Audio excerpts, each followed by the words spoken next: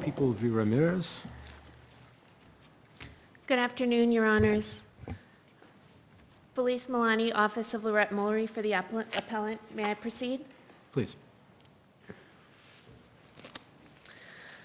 The rules of the court cannot compromise due process, even in a pandemic. The court in this case ordered certain protocol to be followed at the outset, and this order violated appellant's state and federal right to be tried by an impartial jury, which is one of the most Counsel, if we hold your way and accept your argument, and then a juror comes in, potential juror to serve, wearing a mask and says, I have a condition and I'm susceptible to COVID and I need to keep the mask on, but I'd really like to serve, would that juror be unfit? I don't believe he'd be unfit. I believe that if there were other protocol to be followed, for instance, in this case, they had the clear mask and the cloth mask. So very easily, the cloth mask could have been dispensed with. There was... What if they're wearing the super mask, and that's much more effective than this shield? And they say, I need this mask, this particular mask, then they would be unfit because they couldn't wear the shield?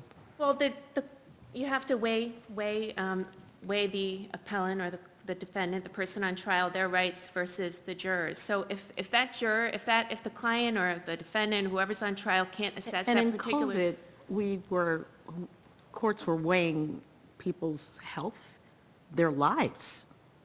Isn't that a big factor? This wasn't just an arbitrary practice that was put in play. Are you suggesting otherwise? I'm not suggesting that it wasn't a serious situation ongoing. And No, the court put in certain protocols because of COVID.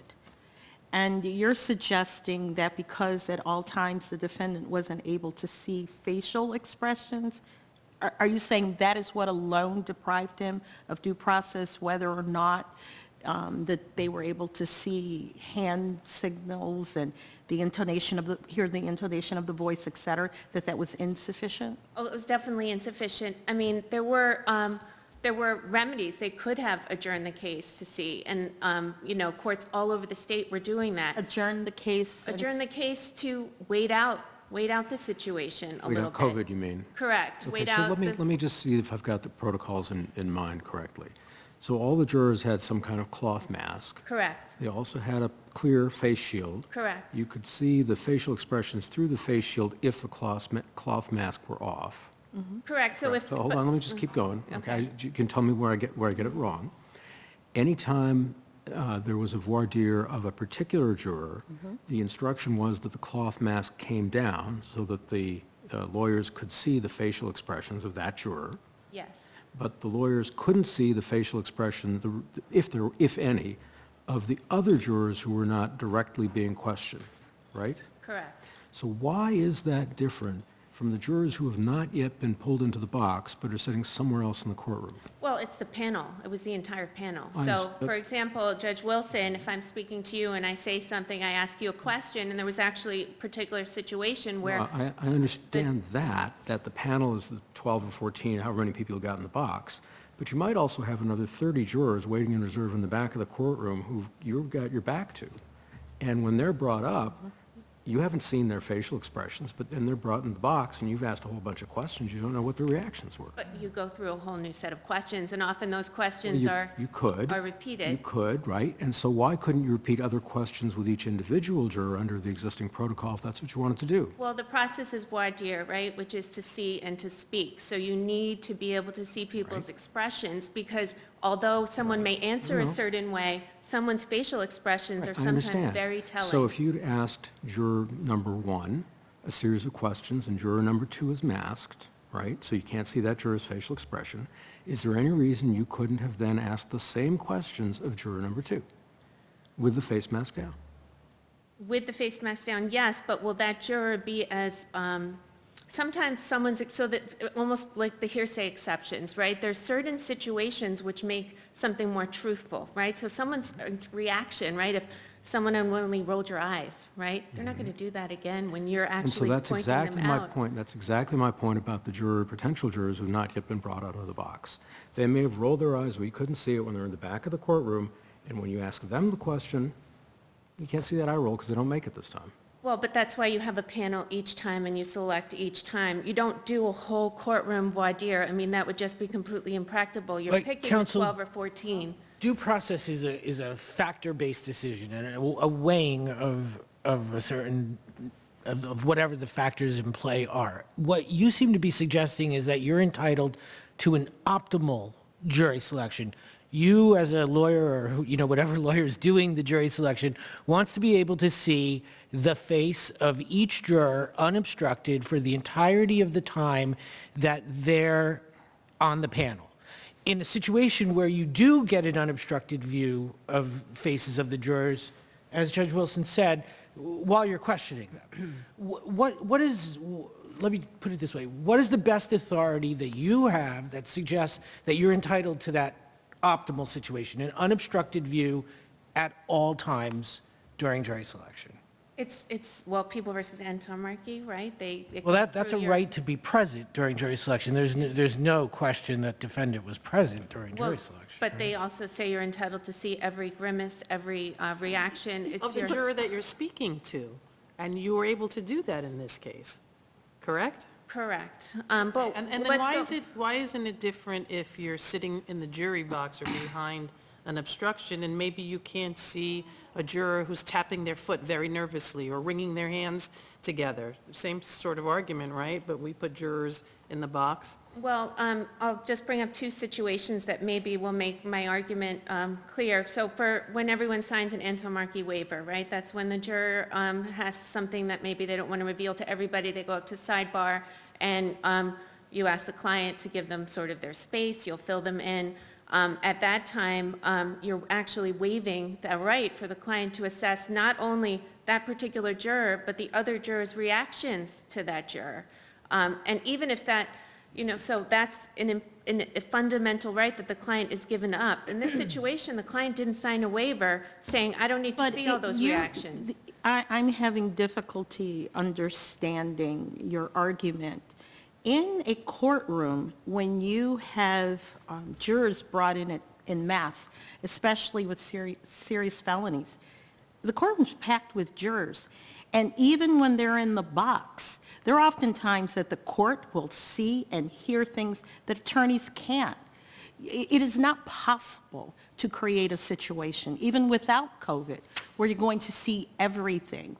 And to suggest that taking measures here deprived the defendant of something that he was entitled to. He's present, he's in the courtroom when they're talking. And every lawyer gets the opportunity, as the Chief Judge pointed out, to ask other jurors, are they impacted? And the judge does the same thing. Anything you've seen or heard in this courtroom impacts your ability to be a fair and impartial juror. So I don't understand what the problem is. Well, the problem was that they couldn't assess the actual expressions and reactions, and some of the jurors couldn't even hear the other jurors as they were speaking. And you're not going to get an optimal situation where every juror always says, yes, I heard that. So the There's some authority... things you don't want them to hear. I would think that would work favorably to you, right? But there's They some didn't things you hear do it, so want they're them not to hear. tainted, so now you can ask them the question. Right, but sometimes you don't want them to hear, and there's something to be said for someone's immediate reaction.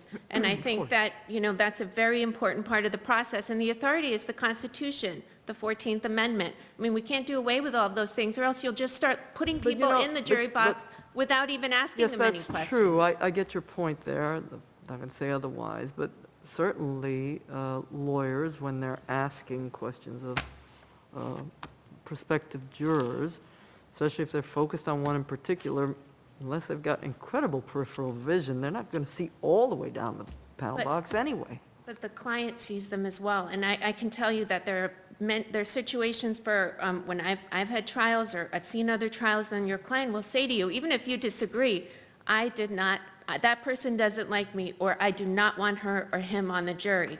And there's a huge value to that, and that is their right to be able to discuss it with their lawyer, to be able to gauge reactions from the potential jurors.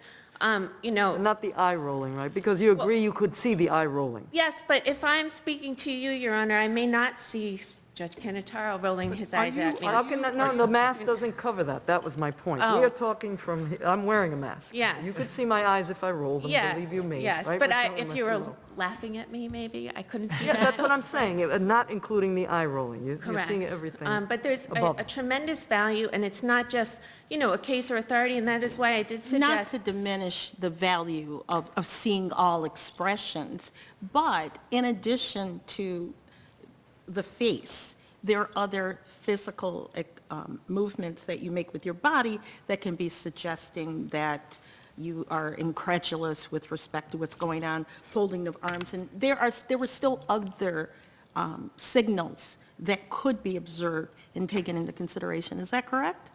That is correct, and there were cases cited by the people that suggested that, but most of those cases always said the optimal, which is, I think, a word you used, Your Honor, is the entire facial expression. So you want a rule that suggests that if there's a pandemic or anything going on, the only way a defendant can have a trial is if at all times the jurors are uncovered? Well, we can't, I understand that might, you know, be a little hard to follow, but I mean, this protocol, for example, this order in particular, I mean, if they had just lowered the masks, then I understand there may be jurors that are uncomfortable with. There were a lot of jurors that declined. So here's the problem. There are instances where it is difficult for people to get what they believe is truly a jury of their peers. And when you added COVID, people were even more reluctant. So there's a lot of balancing. It's difficult. I am sympathetic to your concerns of wanting to, and under normal circumstances, yes. Trials normally occur that way, unless, of course, there's some people, they have religious reasons why they may be covered. Those are factors that occur. But under normal circumstances, people are, the view of everyone is unobstructed. But in this particular instance, this one's If I hard. may, Your Honor, that can be solved by some of the basic questions that are asked by people. Is anyone not getting paid for this, right? Is anyone here uncomfortable with only wearing a plastic shield? Okay, there are enough jurors that could have been asked that, and you know, you might have found enough people who would be willing to sit in the box Counsel, with can I just a ask you plastic something? shield. And I don't know the answer to this, but would this be a problem in a pandemic if a judge said, because of the risk here, I'm going to do voir dire, and forget the practical side of this, individually? So we'll bring a juror in, we'll ask that juror questions next. I think the client would have had to waive that with his attorney. I think that What would be the basis for what violation would that be? it's just your right to select a full, fair, and impartial juror, because I think just by questioning single jurors, that's not going to get you So a complete questioning single- ability to evaluate. And I don't know this, but is there any case that says that? Well, maybe this one after the court's decision, but who knows? Are you placing on equal footing the ability to directly question a potential juror with their mask down, so you have an unobstructed view of your face, and pardon me for characterizing it, the possibility of catching a facial expression from someone on the periphery? I mean, don't we have to gradate the value of the information that the lawyer's getting? Because I think we heard it before from another one of our judges.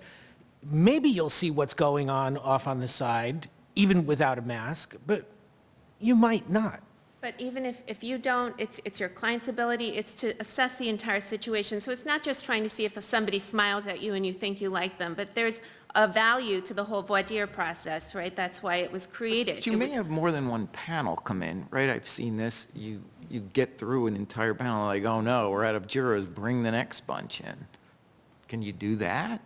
When Because you're- let's say you're voir diring a jury, and you get through the panel and you only have 8. So you need a whole nother group of people to come in who haven't even been in the courtroom. That happens all the time. So then why isn't that a violation? Because you didn't get to see them react to the But question. you start the whole process over. The judge Right, but they're always... not going to hear the answers to those questions, because you can always re-ask a question to any juror. I think that's been said here.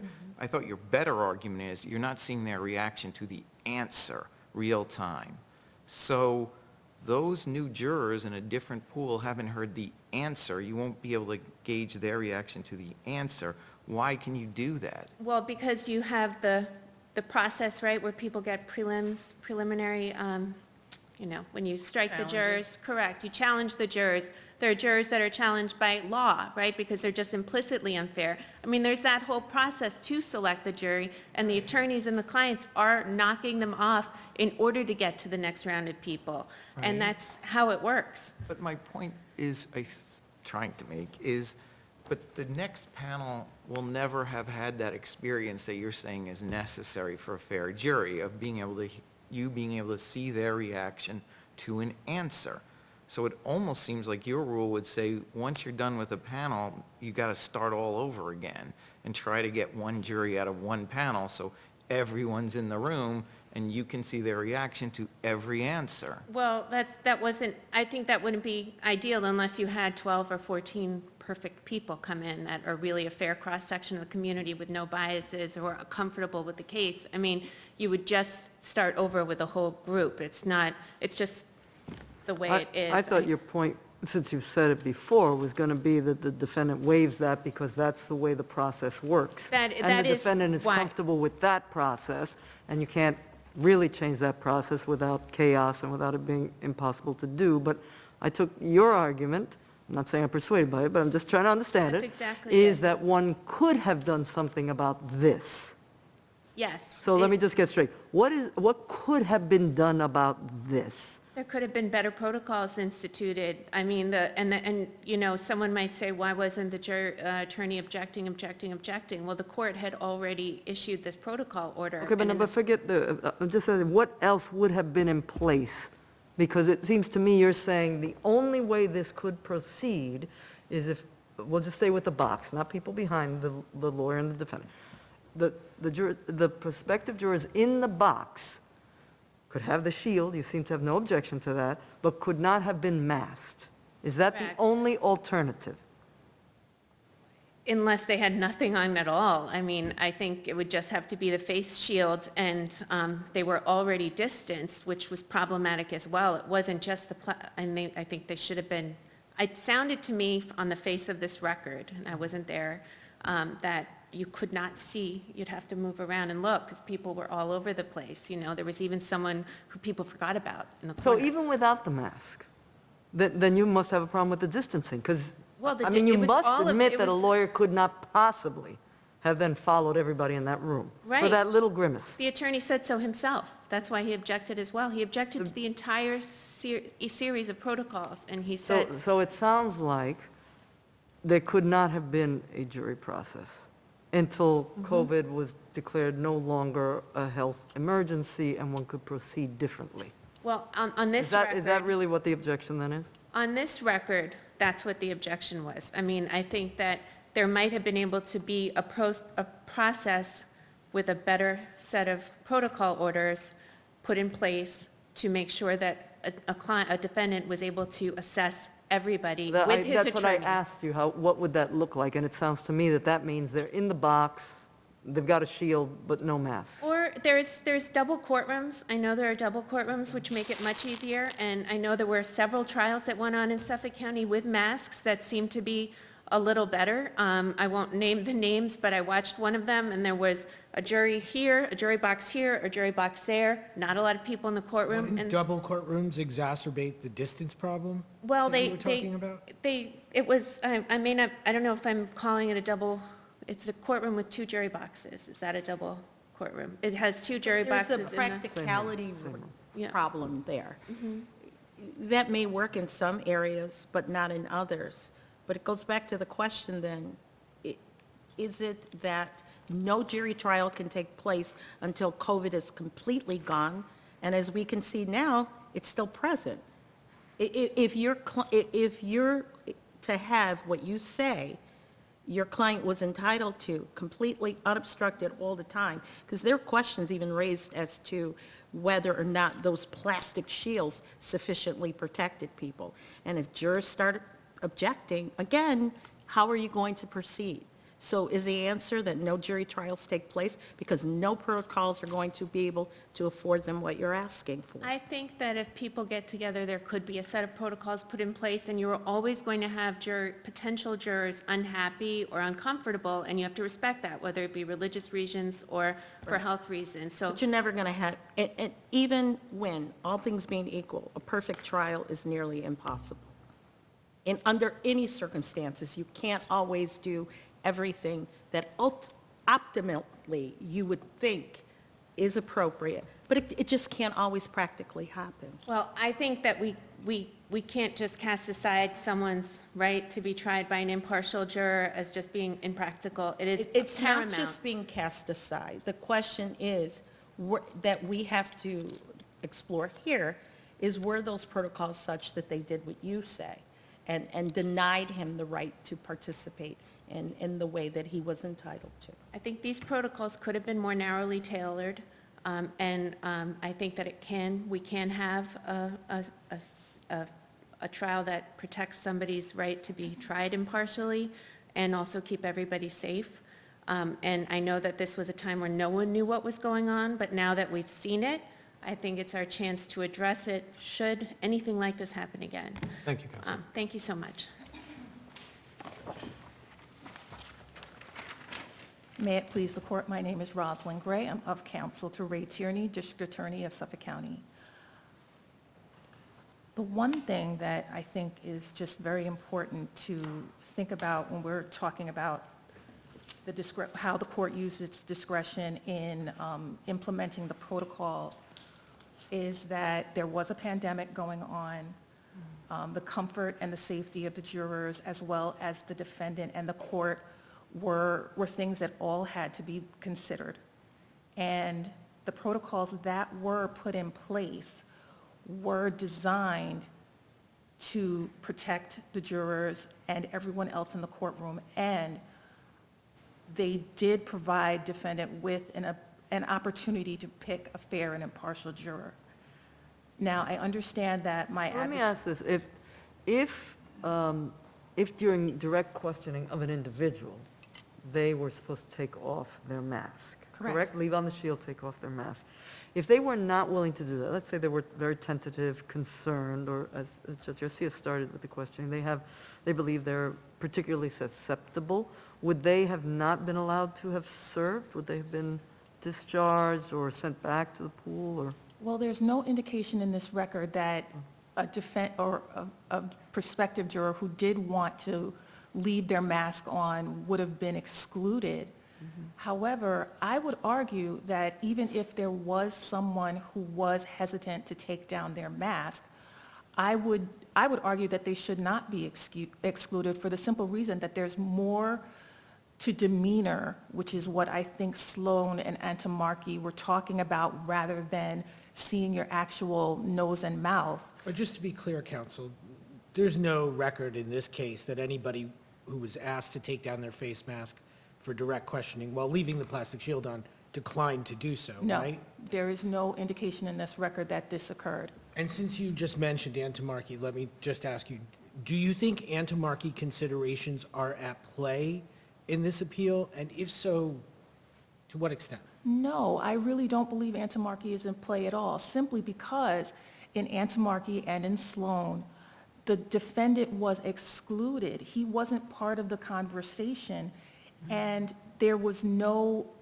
way for him to give his defense counsel any sort of I guess, help or his input into the answers that those jurors were giving. And in this case, even if the view that the defense had was not perfect, the defendant had an opportunity to actually, excuse me, give his input into what he was seeing. And as I was about to say, there is more to demeanor than just your nose and your mouth. I can see your eyes. I can see how you're standing. I can see whether your arms are crossed. Can I the- ask you, do you know if, in this case, the defense attorney was able to speak to every juror that sat on that jury? In other words, the judge, I'm sure, had some questioning of those jurors, but do you know if they actually questioned the people that actually sat for that jury? Were they questioned by the Yes. defendant? Yes, they were. So the defendant here had an opportunity for the each defense- juror, not defense the counsel. defense attorney. Okay. For each juror that sat for that jury, they had an engagement with the cloth mask down. That's my question. I can't say whether every juror had his cloth mask down, because the record just simply does not reflect that. I do know that there were instances where they were admonished to take their cloth mask down, but I do know that defense counsel did have the opportunity to ferret out any sort of bias that the jurors may have had. He had his questions where he asked them, about the pilot. I'm not speaking generally, I Okay. understand that, Correct. but I'm saying that, and I don't know if you know the answer to this, the ones that actually sat on the jury, if they were spoken to by the defense attorney, and during that questioning, we presume they had their mask down because those were the instructions that when you're being questioned, the cloth mask comes down. So I guess my question is, did the defense attorney speak to every person that sat on that jury? That I do know that he did engage in an intense questioning of the jurors, especially the ones that ended up being excused.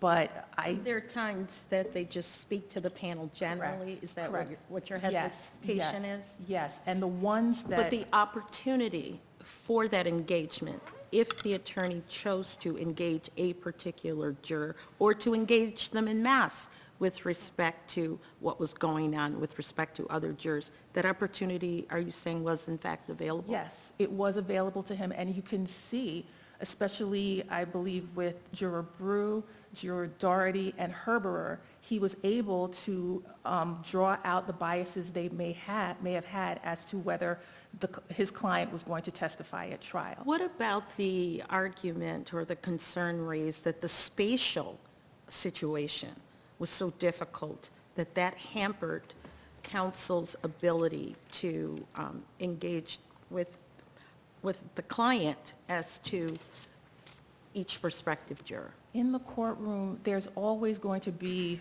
a spot in, let's say, the jury box that is not optimal. And they were operating under a difficult circumstance. However, there is nothing in the Constitution of the United States that says that a defendant or his defense counsel is entitled to see every single juror all at the same time. It just doesn't exist. And while it may have been difficult, and I will concede that it was difficult, it was not impossible, and it did not deny this defendant the opportunity to question those jurors, to observe those jurors. What about the comment that sometimes, because of the way they were spaced in the courtroom, some were forgotten about? That was Mr. Sullivan, and they were eventually able to find him and change the sticky notes as to where they were. But isn't that a problem? You just use verbiage, find him. That's not how the process is supposed to work. That is an obstacle, but that does not mean that that obstacle was not overcome and that it denied this defendant the right to choose a fair and impartial juror.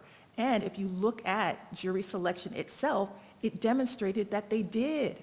They were able to find that juror. They went through, I think, at least 2 panels entirely, and they were able to question those jurors. And I believe that the constitutional requirements were fulfilled. The defense was able to test those jurors and make sure that they could be fair and impartial to him. Counsel, can I ask, following up on over here, thank you, on an exchange I think you had with Judge Canataro, I think you said that your position was that Antamarchi was not implicated here. No. Well, I did, just to follow, please do correct me, but specifically my question is, if there had been greater difficulty in ascertaining the jurors' reactions. So, for example, if they had been permitted to leave their cloth face masks on, or if perhaps you couldn't see them at all? Would there be a point at which the concerns that we're thinking about would be significant enough? Or is your view that as long as the defendant is on the premises, that's enough? Not on the premises, but able to actually observe and to see the expressions and the demeanor of the entire person. And if someone were to argue that that face mask, if the juror did argue that it shouldn't come down, I would argue that there's still enough haptic information that you could receive from that juror that would enable you to actually choose a juror and determine their demeanor and their biases. And remember, you're also speaking to this juror. It's not as if the juror is not giving some sort of information to you. You are able to speak to them, and you are able to view their body and see their body language. What if you have a prospective juror, they've been called in the box, they're in the box, but they have sensitivity to light, so they wear prescriptive sunglasses, right? That they're not going to take them off. Would that give counsel a reason to strike for cause? Is it mask and glasses? Get the mask. No, I'm just talking about the glasses. Just glasses? Well, there's more to your expression than your eyes. If he's not wearing a mask and you can see his nose and his mouth, and you can see him sitting there, and you can see his... The eyes are the window to the soul. It's a little hard to see that one working that way. As a person who's actually gotten in trouble in the appellate division for their eyes, I understand that. But I still say that there's more to a person's expression than their eyes. There's their mouth, and there's also that questioning. And you can see, especially in this voir dire, But could it be grounds for the challenge? a cause challenge? Yes, I can't assess this prospective witness. I cannot see their eyes. I respect their situation. It's not a judgment, right? It's not a judgment about them. I would say no. I would say no. You do get the impression, don't you, counsel, if not Antimarchi, then maybe Sloan, that it's important to be able to see a potential juror's face. A potential, yes. However, your face isn't just your nose and your mouth. And also, you have to balance this with the situation that was going on at the time. It was COVID. People were dying. People were uncomfortable. And you had people come into court, and they were sitting there. And I would just argue, if you don't see the nose and the mouth, there's other things that you can work with. If I'm sitting in the courtroom, I'm like this, what am I telling you? What about my example, and they were wearing the mask? Because you can't measure anything. We're on the face now. You've left Exactly, such a significant exactly, but part of the that's- body, right? But that's not what we have here. Well, I understand that, but that's not the question.